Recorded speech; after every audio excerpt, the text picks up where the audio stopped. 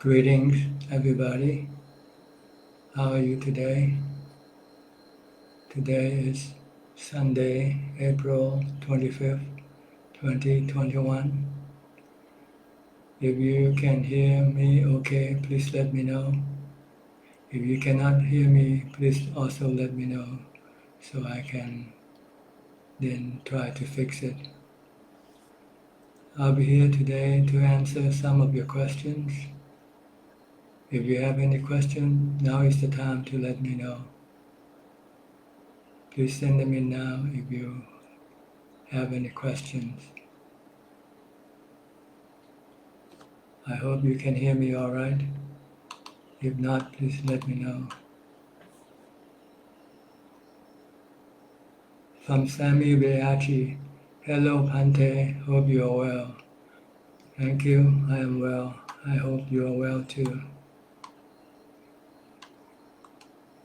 From Prim NY, Namaskaran Ajahn. From Sally Chi, Satu, Satu, Satu. From Shirley Go, good afternoon, hope you have been well. Thank you. From Milm on meditation, good afternoon, audio and video is fine. From Chonburi, thank you.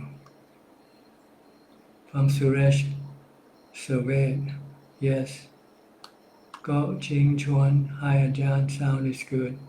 Thank you. Adi, Satu, Satu, Satu. Hi Eng Il, how do we change our destiny? By your action now. Whatever your action, whatever you do now will change your destiny.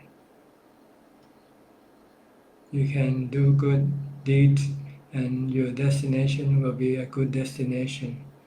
If you do bad deeds, your destination will be bad destination. So it's a karma that you do now will change, will decide where your destination is, where your destiny is. How do we change our destiny? Okay. From Clyde J. Brennan, good morning Ajahn, good morning to you. From Ong Apprentice, yes, you can hear Luang Por well, thank you. Gek Yen So, good afternoon Tan Ajahn, regards from Penang. Thank you. Question from Chong Yeo, Singapore. Are we supposed to practice until we can let go and not attach to our body, the five aggregates, and lastly the mind?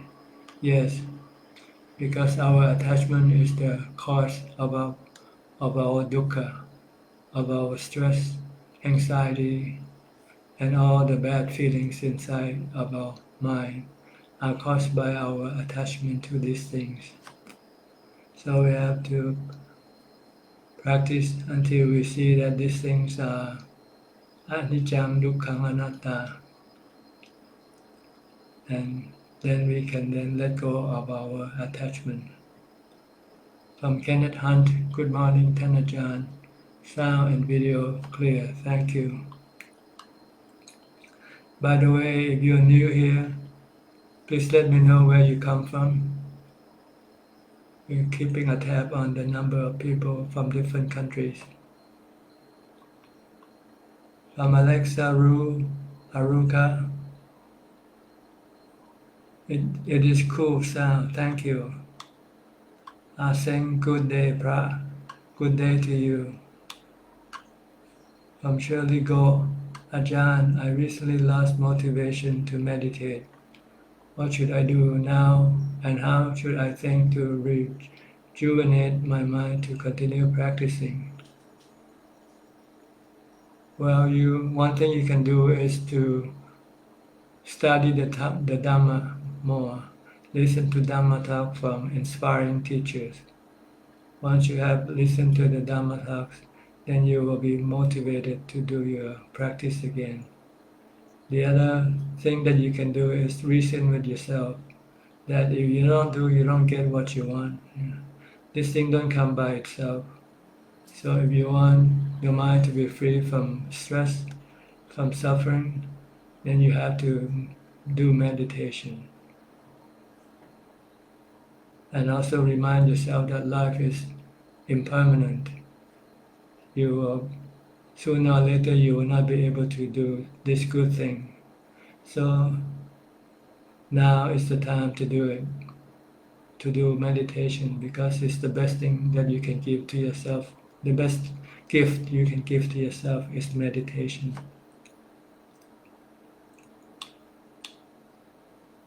From Chayam Lama Guru. Excuse me. From Chayam Lama Guru. Namaste. Chayam Lama Guru. Sadhu Sadhu.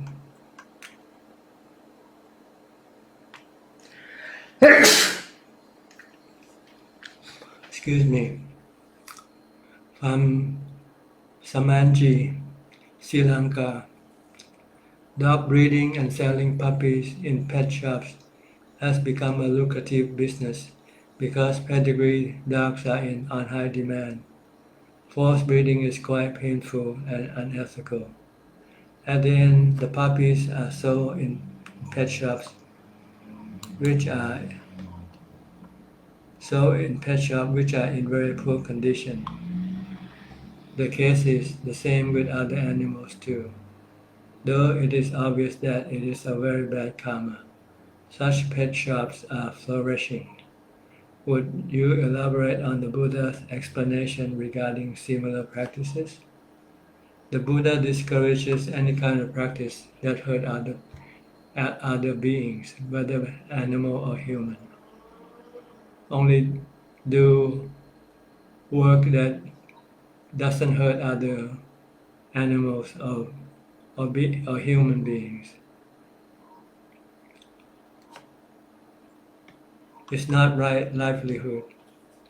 Even though you don't kill them, it's not good practice. Put yourself in this animal's place and see how you would feel like. This is the way to judge whether things you do is good or bad. Put yourself in their places. Anna Gorman, Sadhu, Sadhu. Aviani 10. Namo Buddhaya Ajahn. I am Avi from Indonesia. When meditating Anapanasati, I feel a lot of pressure on the forehead, front neck, front face, front chest. I just let it go sometimes. It can pass sometimes I can't. And what should I do? Well, if you cannot use Anapanasati, it probably means your mindfulness is not strong enough. So you have to generate more mindfulness first before you come and meditate Anapanasati. By either doing walking meditation, reciting a mantra, or doing some chanting for a while until you gain enough mindfulness and your mind becomes calm enough not to resist your Anapanasati practice. So this is usually the problem, lack of mindfulness, not enough mindfulness to force your mind to focus on your breath. So when you do it, you'll feel stress, pressure on your forehead, your head, your front neck, and so forth. So if you cannot do Anapanasati, maybe you should get up and do walking meditation first, or do some chanting first. Then when you feel calm enough, then you can try to watch your breath again.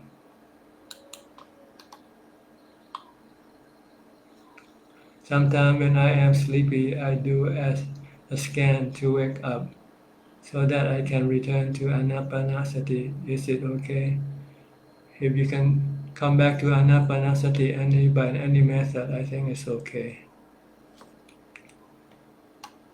From Anna Goldman, Sadhu, Sadhu. From Aseng, Prajan, I like to share the joy and merits with all present and sentient beings. I have just did a lunch dana at Singapore Monastery.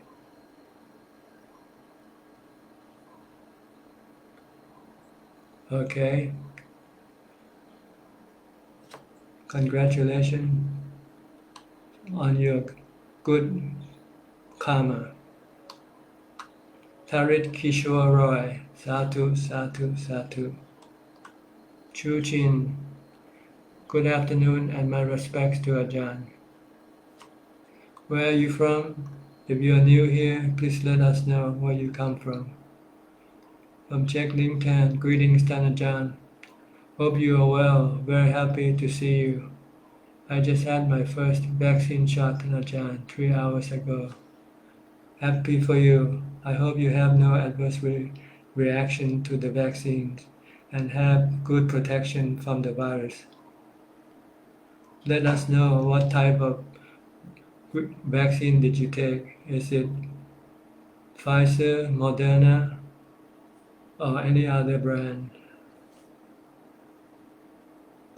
From Jinilin Poor, good afternoon Mahajan. I am from Selangor, Malaysia. Satu, Satu. Thank you. Chu Chin, sorry from Malaysia. Hi Eng Yu, how much influence has past karma have on our present actions? A lot, because the past is the one that for us to have this habit. All of our habits, good and bad, come from our past action. So if your past action were good, then you will have good habit. If your past action were bad, you will have bad habit.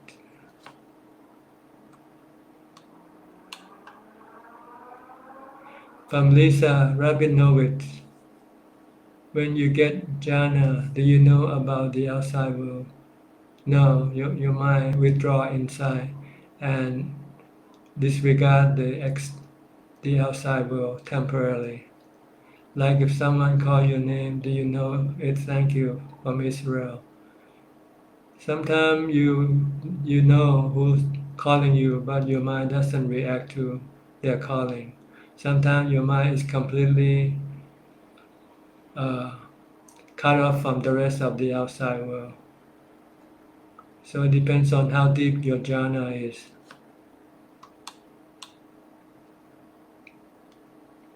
From Elsie Sumanto, Satu Satu. From Pauline Soon, paid respect to Ajahn. Thank you. From Anna Goldman, good afternoon Ajahn from California. Good afternoon to you. Good morning here. Oh, good afternoon here also. Sorry. From Shirley Go, I am from Singapore. Thank you. Billy Danudit, Namaskaran, Ajahn. From Suresh Sovedi, how can I increase my stamina working and reading as a teacher? From India. Well, mindfulness is the one that will give you the energy. So practice mindfulness and meditation.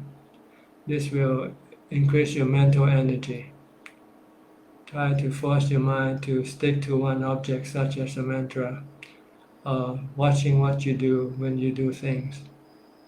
And if we have time, just sit down, close your eyes and meditate. Watch your breath or reciting a mantra. Then when your mind becomes calm and peaceful, you will have a lot of mental energy.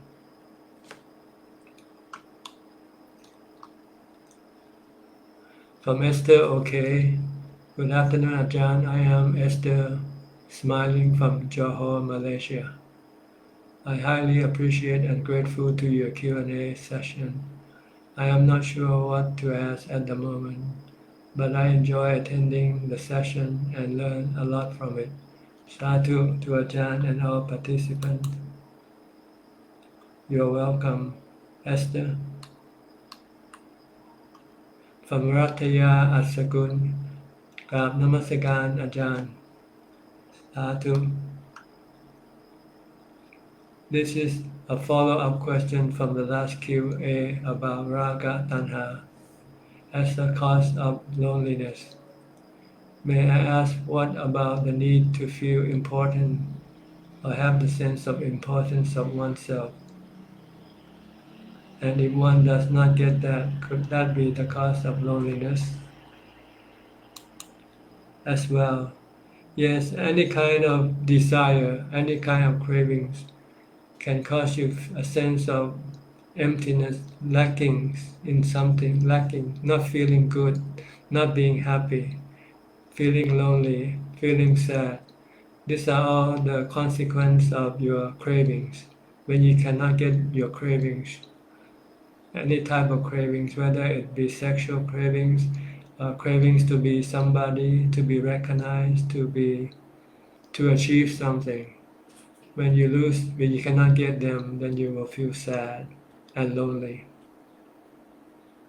So the way to do it is to stop your cravings. Because no matter how much you get from your cravings will not disappear. There will be more cravings coming after that. So there will be more disappointment and sadness and loneliness every time you cannot get what you want. So the best thing is to stop your cravings, not follow your cravings, not follow your desire. Meditate with mindfulness. You can stop it temporarily. Using wisdom, you can stop it permanently. If you see that all the things that you crave for will eventually cause you dukkha or stress or sadness or loneliness, because they are all impermanent and they are not under your control. You cannot always have them. One day, sooner or later, you will lose them again.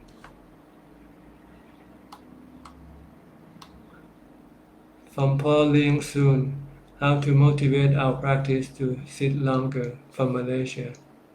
By generating more mindfulness. After you sit for a while and you feel like getting up, instead of getting up, start reciting a mantra again, or do chanting itipiso, bhagawa, chant any type of chanting that you like, that you can remember. Just keep chanting, and then you will get more mindfulness, and then you will be able to sit longer. From Kek Yen So, Dear Ajahn, Nibbana is only state of mind, or both state of mind and specific place somewhere in all directions. No, it's the state of your mind, pure from defilement. When the mind is free from defilement, it becomes pure, and it becomes very happy forever. From Morris Twig, good morning, Prajan, Suchart, Abhijato. Thank you for your time sharing with us all. How is your health, Prajan? I am well, thank you. If I will be overwhelmed by fear or sadness during my meditation, I still stay by my breathing. Yes, just stick to your breathing and disregard your feelings. Sooner or later, they will disappear. Thank you for your fruitful advices. You are welcome. When you meditate, just stick to your meditation object, no matter what happens. And by sticking to your meditation object, you will eventually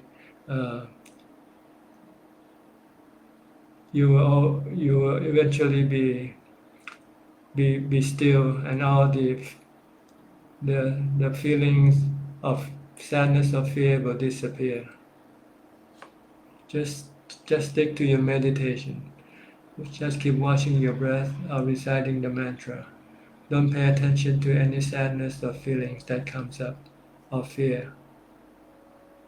From Lucy Dana. Hello Ajahn, watching from Singapore. May Ajahn be well and happy. Thank you. Shirley Go, Satu, Satu. JJ Tan from Singapore. I feel constantly anxious for the future, worrying about lack of money or poor health. And I also don't want to work. How do I proceed? Just stop thinking. Bring your mind back into the present by reciting a mantra Or if you sit, if you can watch your breath, just keep watching your breath and forget about everything. Once your mind becomes calm, peaceful, and happy, it will be able to deal with anything that happens. So don't worry about anything, because everything the mind can surpass, the mind can overcome, if the mind is calm and peaceful. So try to meditate. Stop thinking about the past or the future when you don't have to, and focus on the present. Focus on your breathing or on a mantra to stop your mind from thinking, to bring it to calm and peace and equanimity and happiness. Once the mind is in that state, it can deal with any situation. Even life-threatening situation will not bother the mind. Question from Yip, Malaysia. The work stress affects my practice of meditation a lot. I am thinking of quitting work and focus more to do my practice, but I am worried of the uncertainty in the future. For example, what if I need to use more money for sickness, or family members need financial assistance? Then what to do? This is what is holding me back. Could Ajahn advise? Well, you can also think what would happen even if you work and then you get sick yourself and you become incapacitated. What can you do? You cannot help other people then anyway, not even yourself. Or what happens if you should die today? What will happen to other people? That's not your business anymore. So if you can think like this also, then you say, why can I not stop working then? I can pretend that I am dead or incapacitated. If I cannot help other people, then I cannot help other people. If I can help, yes, I will help them. But if I cannot help them, then it's too bad, because sometimes I cannot even help myself. I just have to live my life to destiny. Sometimes you just cling to your life too much. You don't know that life is uncertain. You don't know what's going to happen to you. Even the best of preparation will not be able to prevent any bad things to happen. So don't worry too much about the future. The Buddha said, just keep contemplating that after being born, we are all subjected to aging, sickness, and death, and separation from the things we love. And we cannot overcome these things. They eventually will take over. So once you accept this fact, then you can then just try to do your best. Do the best, but expect the worst and hope for the best. Then you can then do whatever you want to do. Quit working and practice meditation. Because if you think about which is better, working or meditation, then you will see that meditation is better than working. Because with meditation you will be able to achieve something that you will not be able to achieve by working.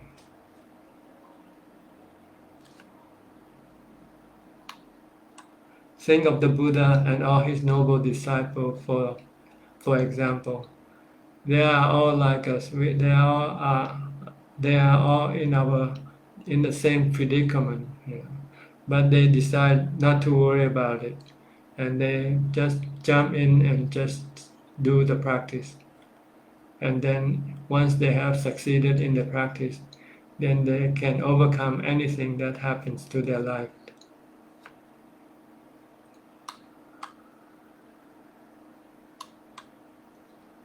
From Neela Dawn, Satu Satu. Kenneth Hunt, Ajahn, when contemplating the 32 parts of the body, how to overcome a lack of willingness or even aversion toward doing this kind of practice. That's why you need to have samadhi first. Because without samadhi, you will not be able to contemplate on the 32 parts efficiently. A lot, you have to do a lot, and to do a lot, you need a strong mind, a strong, calm mind. Because when the mind is not calm, your defilement will take over the mind and will make you feel a revulsion for these 32 parts, or your aversion for the 32 parts. It will make you difficult to contemplate on the 32 parts. That's why in order to develop wisdom or panya, you need to have samadhi first. So just contemplate for as much as possible. Once you find that you can no longer do it, then you should stop and then come back and do meditation to calm your mind, to gain more strength. Once you come out of your meditation, then you can go back and then contemplate more on the 32 parts. Meditation is like giving the strength to the mind to contemplate. Once you run out of strength to contemplate, then you should stop. Then you should come back and then do meditation, focused on your breathing, or reciting a mantra to calm your mind, to bring equanimity back to your mind, and peace and happiness. Then after you come out of your meditation, then you can contemplate on the 32 parts or any aspects of wisdom again. From Lisa Rabinowitz, my friend bought a puppy just to breed her and make money. She is very proud of herself. This idea makes me sick. How do I deal with her? Thank you. You just have to deal with her with metta, karuna, and mudita, and ubeka.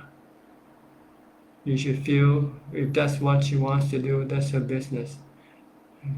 If you cannot convince her not to do otherwise, not to do it, then you just have to have equanimity. You should not have any feeling of disgust or hatred toward her, because this is negative feelings. This is negative thoughts that you should not foster. You just have to leave her alone and accept that this is her karma. Her karma made her to do what she is doing right now. If you can convince her that this is not good practice, if you cannot convince her, then you just have to leave her alone.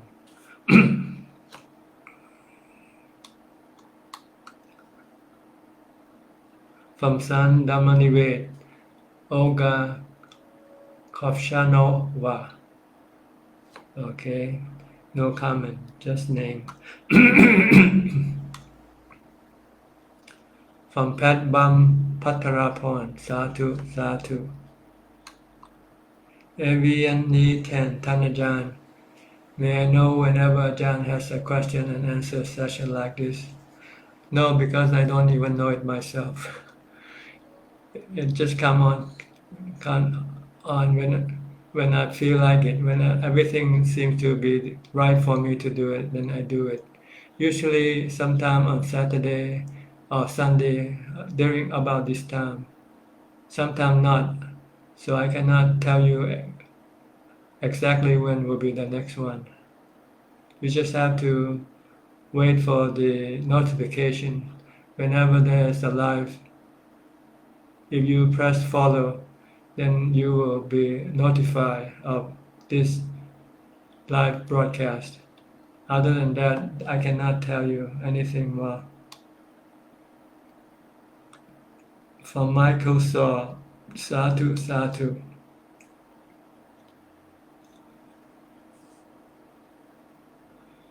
Question from Ali Hassan, Medan, Indonesia. I usually meditate for 30 minutes. During this 30-minute silence, I just sit, close my eyes, and repeat all the chants that I can remember. Then think that my body is built by skin, bones, etc., and clothed with sharing of merit. Am I doing it correctly? Yes, partially, not all of them. You're doing too many things at one time. When you meditate, you want to calm your mind. You don't want to think about the body yet, such as the body parts. You just want to stop thinking. That's the goal of meditation, to get your mind into jhana, to complete stillness and happiness that arise from being still. So just focus on your breath when you do meditation. If you cannot yet focus on your breath, you can do the chanting first. After you chant for a while, then you can stop and then try to watch your breath instead. If you want to bring your mind to complete stillness. And when the mind becomes still, don't do anything. Try to keep it still for as long as possible.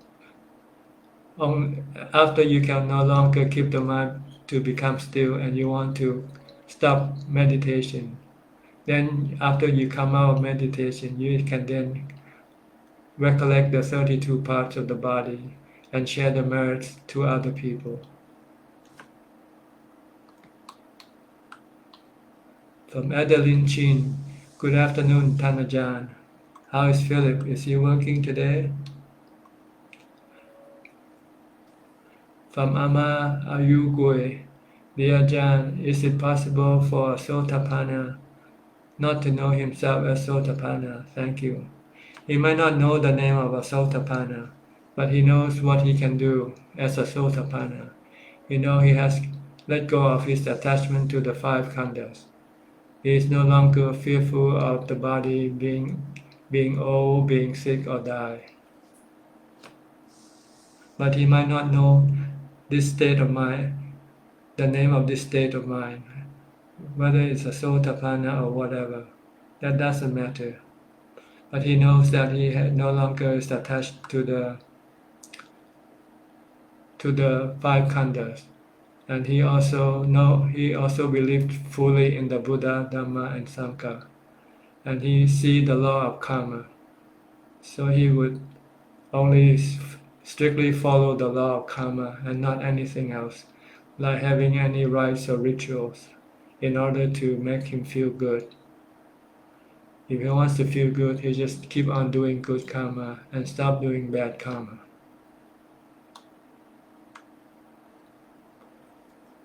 From Kwan Lee Man, Metta greeting from Malaysia, and respect to Ajahn.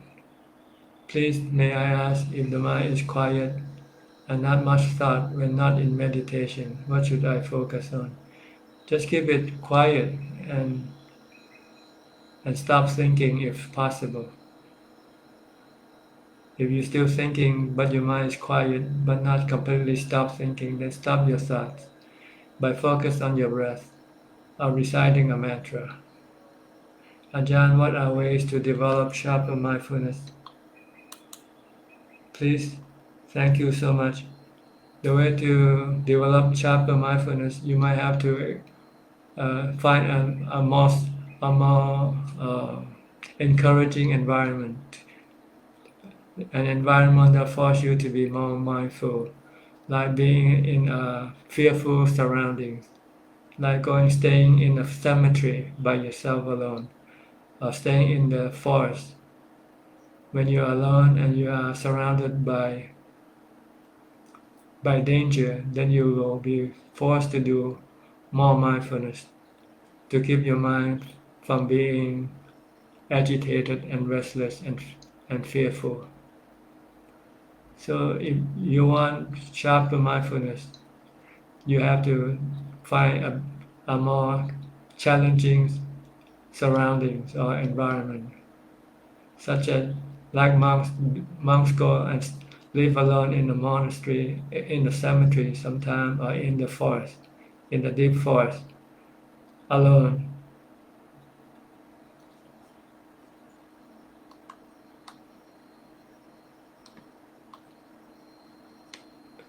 Good afternoon, Ajahn. I am from Malaysia. May I ask if for our household pets, does putting bait considered as killing? It depends on whether the animal died from the bait or not. If they die, then it is considered as killing.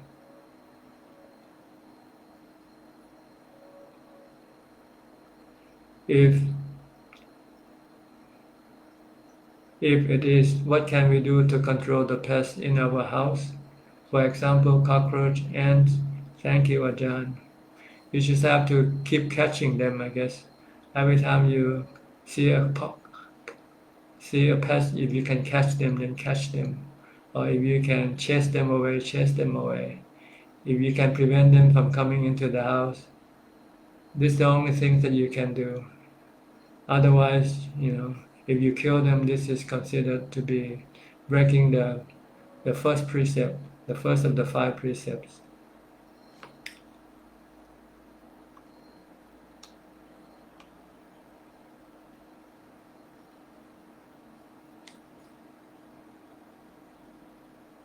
From Michael Hanford. Ajahn, I read your post about lotus position a few days ago, that during meditation our position isn't important at first, and that lotus position is more of a professional posture. That's not as important in the beginning of our practice. I was curious why lotus position is beneficial for more advanced stages of our practice. It seems the body can sit longer in that position. It's more balanced. It won't lean to the left or fall to the left or fall to the right, because you have a strong lotus base. But if you sit on a chair, the base is not as wide, and you might be able to fall to your left or to your right. And also, it's not a stable position like the lotus position. So you eventually want to meditate for many hours, then you would have to learn to sit in a half lotus or full lotus position.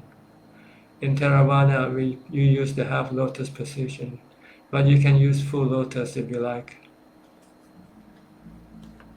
But when you cannot yet do this position and prevent you from then it should not prevent you from meditating. By sitting on a chair or on the bed, for instance, with your feet hanging down. By not being able to sit in the lotus position should not be the reason for you not to meditate. You can meditate by sitting on a chair, but you might not do it for long, maybe half an hour or an hour. Sometimes your body might lean to the left or right and might fall, So this is my reason for my explanation for this sitting position. But if you can sit on a chair for a long time and have no problem, that's also okay.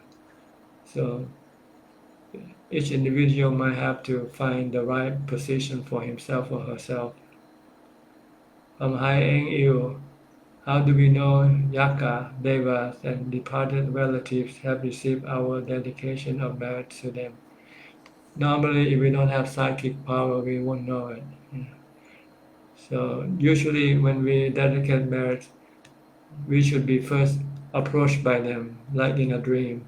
Sometimes we dream of the departed, thinking about people who passed away. Then you can presume or assume that they come and ask for your merit. And when you dedicate your merit, they should then accept it. And if they really accept it, they might come and let you know in your dreams again.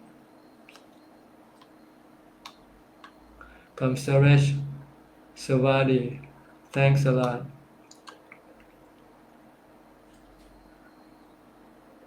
Here's a reply to Ama Ayugo from Asing. Yes, it is possible. During Buddha's time, there were several arahants did not realize themselves till Buddha met and discussed with them.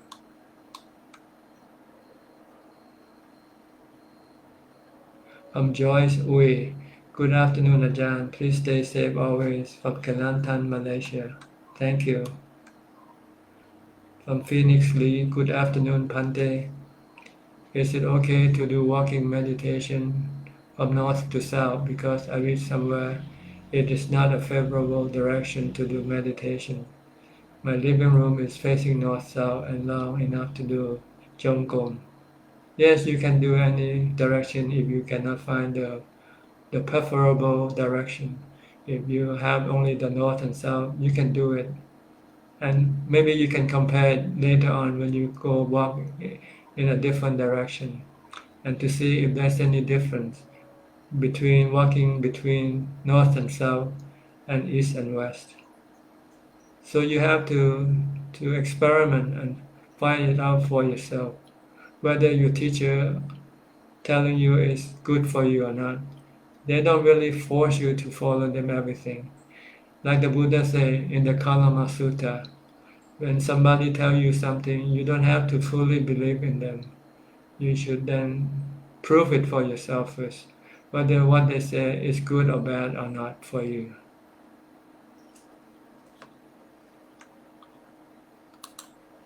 In Anjali, many thanks and metta to you from Johor Bahru. You're welcome. From Czech Ling Tan, dear Ajahn, my vaccine was Pfizer. I had a very good experience. The healthcare workers were all very good and very kind.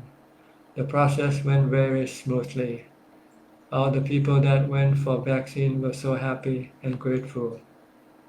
It was a very positive atmosphere. I feel so very grateful for all the healthcare workers and volunteers. By the way, I did what Claudia Schreiner did when she went for her vaccination. I brought your book along for moral support. Feels good to have your teacher and his Dhamma beside you. Very good. Thank you for your encouraging message for those who are hesitating whether they should take the vaccine or not. I think the benefits outweigh the risk. It's better to take it and not to take it, because the risk is very small. The risk of catching the virus is greater than the risk of getting any adverse effects from your vaccine. That's very good. This might help those people who still are hesitating. Thank you.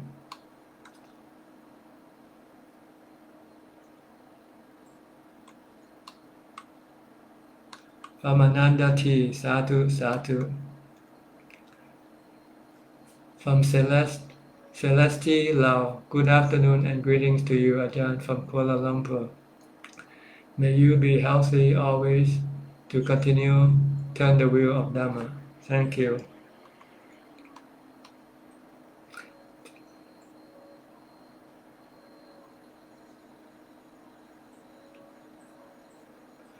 A question about taking the vaccine. What will an Arahant do? An Arahant will take the vaccine. You have to ask him. For him, it's okay whether to take it or not take it. If it is available and is scientifically sensible to take it, he will probably take it. Because, like I just said, the benefit outweighs the risk. But he can take it or leave it. It doesn't matter to him. To him, if he doesn't take it, he won't feel bad. If he takes it, he won't feel bad. He would have the same reaction, whether taking it or not taking it.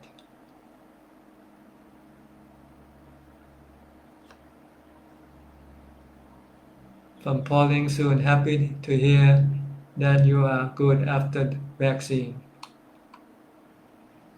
From Varataya, thank you very much for a very answer. Does sati work independently from panya? Yes, they are two separate dhammas. Sati is the one who will focus your mind, direct your mind to think one way or the other. While panya is the truth that you want to teach your mind with, especially the truth of the three characteristics of existence.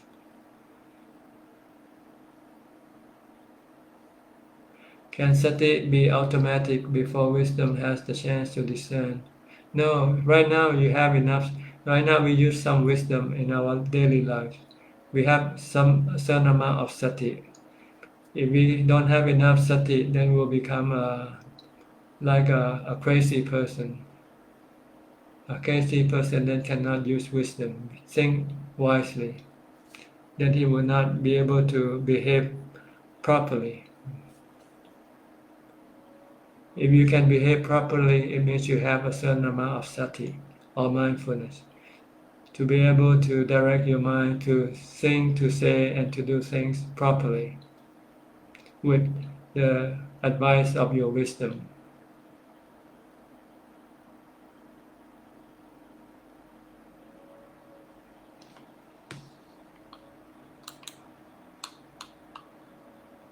Can sati be automatic before wisdom has the chance to discern?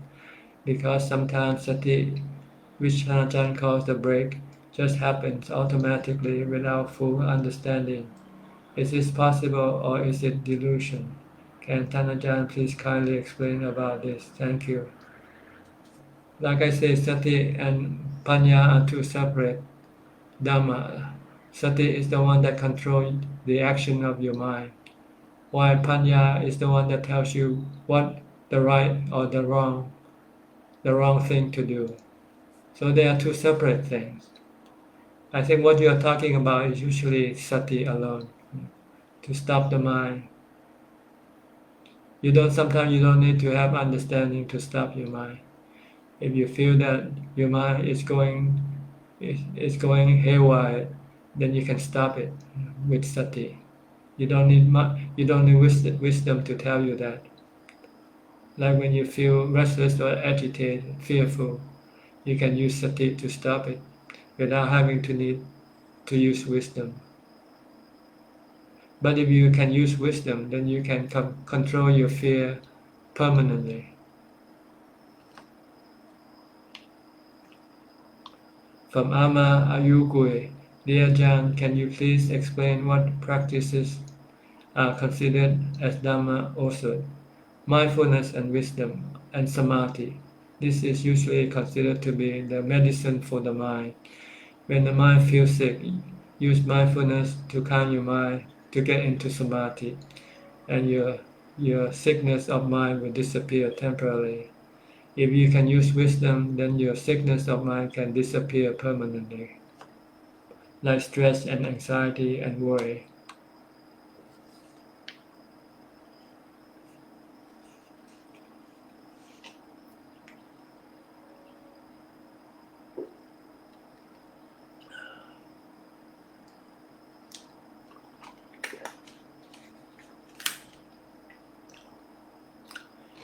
Today it seems like we have many questions. There's still lots of questions that I haven't yet answered, and we have about 12 minutes left. We'll continue on with answering the question until we get close to the time to stop. Then I will have to ask you to stop sending in the question. From Pauline soon. As a meditator, do we have to read more Dhamma to increase our knowledge to bust up our mind from Malaysia? No, as a meditator, if you know how to meditate, that's all you need to know right now. So you should focus more on your meditation practice until you get the result from your meditation practice, and you want to move another step further, that is wisdom. Then you will need to read more Dhamma to find out how to develop wisdom, or what wisdom is.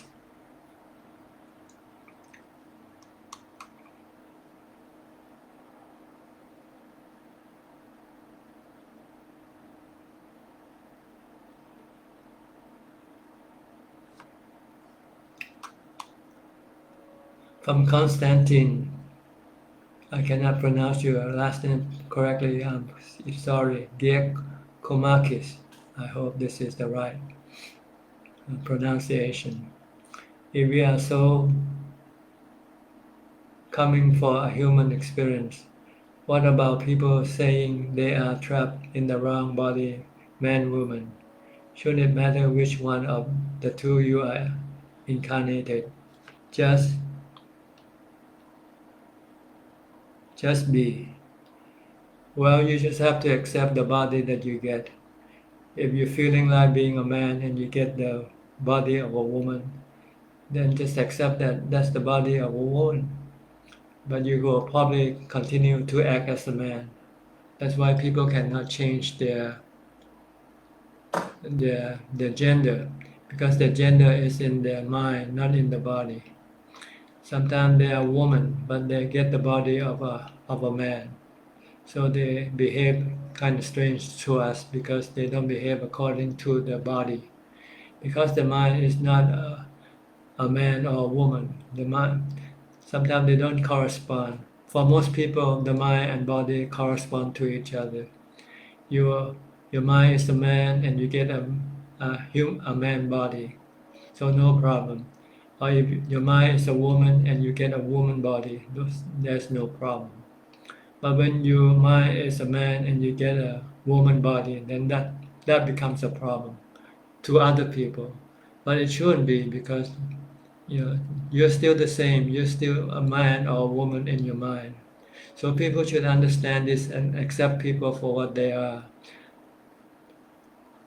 We are all the same. We are all looking for happiness.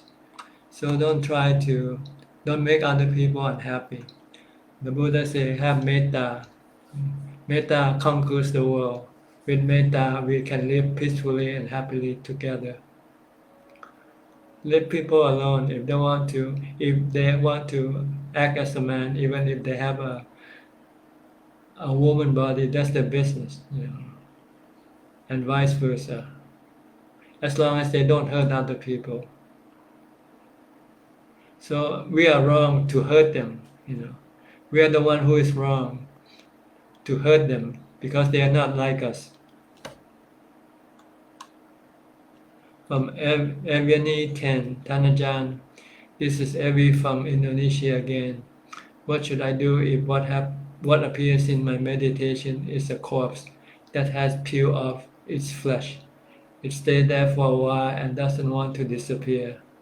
There is a feeling of discomfort for me when this corpse appears. I'm afraid it will rise up and grab me, but apparently not. He just stayed there, but he was very clear. The corpse of a woman was pale and peeling.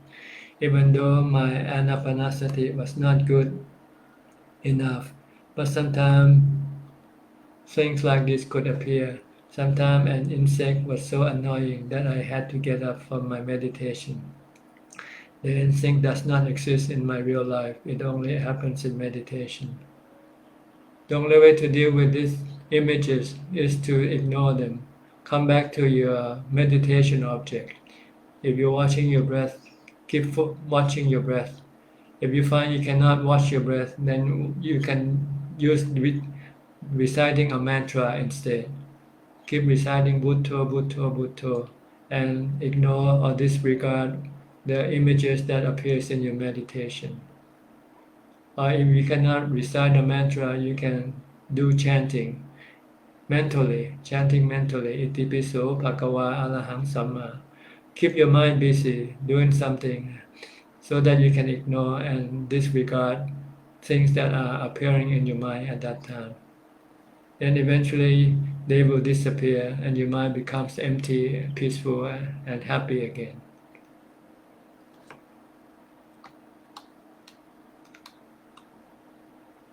From Dr. Surab Devedi, Sadhu, Sadhu. From Sattalim, good day to you, Ajahn Suchart. Thank you for sharing the Dhamma. From Chonburi Lo, Sadhu, Sadhu. From Mudita Yong, Sadhu, Sadhu. From Cecilia Wong, Sadhu, Sadhu. From J.J. Tan. I inadvertently watched a violent video of racist killing and am quite haunted by the violent image. How do I calm down and stop thinking of the violent image? By reciting a mantra or chanting, or focus on your breathing. sit in meditation and focus on your breathing. If you cannot focus on your breathing, recite a mantra. If you cannot recite the mantra, chant mentally to keep your mind away from thinking about what you have seen.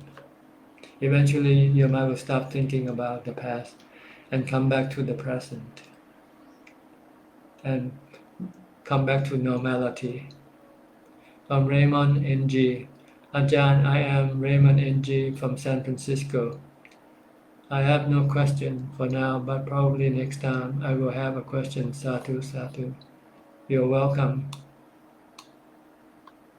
From Satalim, dear Ajahn, this is Rachel from Singapore.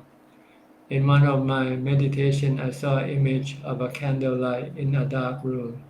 There is smoke from the candle. Then I am mindful I should be focused on my breath. And I went back to the breath. The image then disappeared.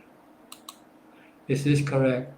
The image is very clear. Yes, don't pay attention to anything that appears in your meditation because they are all distraction.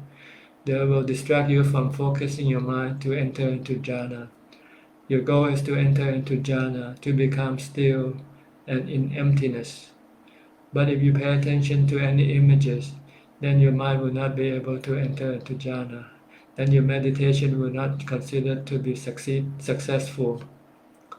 Okay, folks, we have about 3 minutes left. So if you are not typing any question, you have to wait until the next time. If you are typing your question now, please continue on typing and finish your question and send it in. And I will try to answer all of them. From Metini, Sadhu, Sadhu, Ajahn. From Dhammaloka, Gurune Goda, send you a lot of metta, Venerable Sir. Thank you very much. From Roger Teo, Sadhu, Sadhu. From Jesada, Sadhu. Meaning Kung, Sadhu. From Bruce Kim, Sadhu Tanajan. I have a question about meditation, for breath meditation, if I can't feel the breath on the tip of my nose. Can I choose a different meditation object? If you're just starting and you cannot feel your breath, then you can choose a different object such as a mantra. Number 2, how can I feel the sensation of the tip of my nose better? There's no, you just have to look at it. When you first started, your mindfulness might not be strong enough to feel the sensation. So if you cannot use your breath yet, then use a mantra or do some chanting first to calm your mind, to be able to eventually feel the sensation of the breath.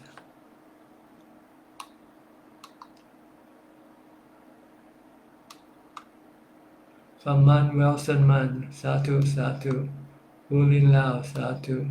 Thank you, Ajahn, for the explanation, well benefited. From Alexa Aruka, since I realized the overusing of internet became a restless and mind diffusion act, I put my bundles of credits down. Therefore, I am not showing up at Zoom section. With all my respects for your precious teaching, praising Buddha by sit and anapanasati for life.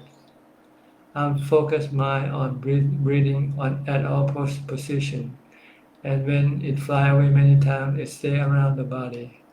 It is correct, sir. Yes, just fix your mind with the body all the time. What you do, and when you sit, focus on the breathing. I watch on Zoom when you pop live. Just a coincidence, or shall we call it Dhamma flow. Thank you for your top motivating words in many ways and also about my practice. You're welcome. If you can cut off your social media activity, that will give you more time to do the practice. The practice is more important than any other thing, except when you need guidance or instruction. then you need to come back and join the Zoom meeting or reading Dhamma books again. From Satalim, dear Ajahn, some say our lifespan is based on our karma. So the COVID vaccine may not be effective if one has the negative karma to be contracted. So taking vaccination is just a convention to show social responsibility versus Ajahns will. Well, karma is not the sole determination of our life. Karma is one of the of other factors. So it's not in itself the dominant factors. There are other factors also, like being reckless by not paying attention to good practices, good health practices, for instance. So you have to do many things. Just do it. Do the right thing, whatever you need to do. Not just because leave it all up to karma alone. Pauling soon, why the incident happened while meditating time, they are being come to me. That's because your mind like to have them come to you. Usually it's your mind generating them. They are not real. They are the product of your imagination. From Ali Hassan Ajahn, I am Ali. I live in Medan, North Sumatra, Indonesia. I usually meditate, better to choose a word.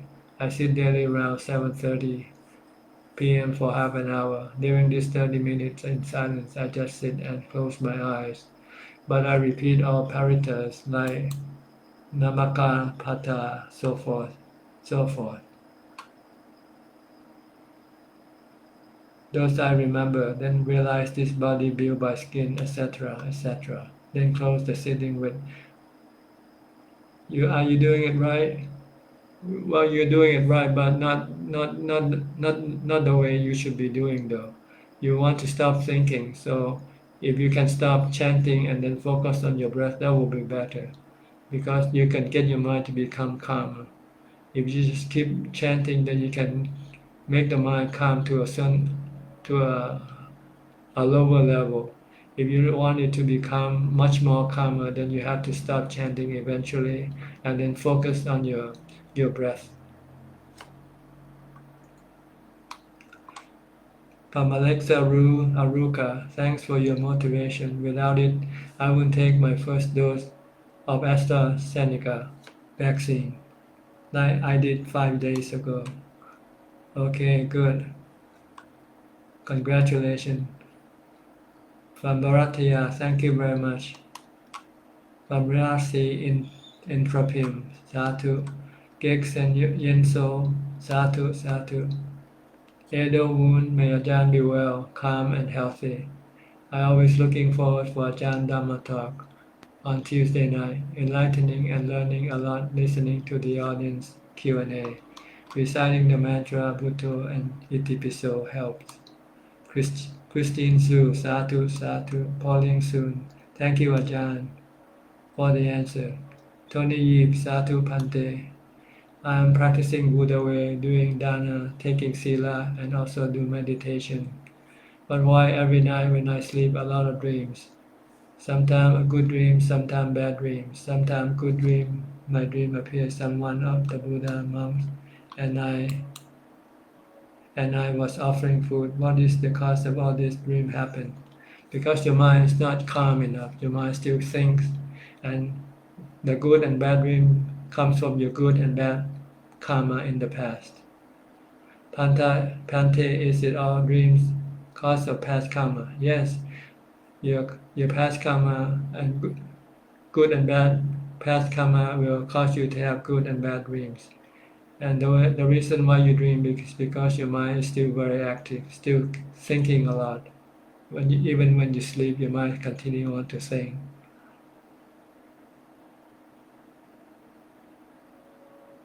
How to overcome it?